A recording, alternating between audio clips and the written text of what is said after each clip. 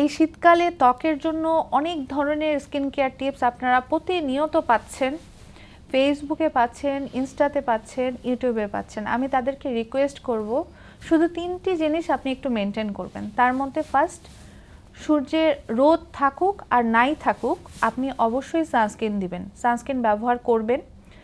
পাশাপাশি আপনি আপনার ব্যালেন্স ডায়েট মেনটেন করবেন।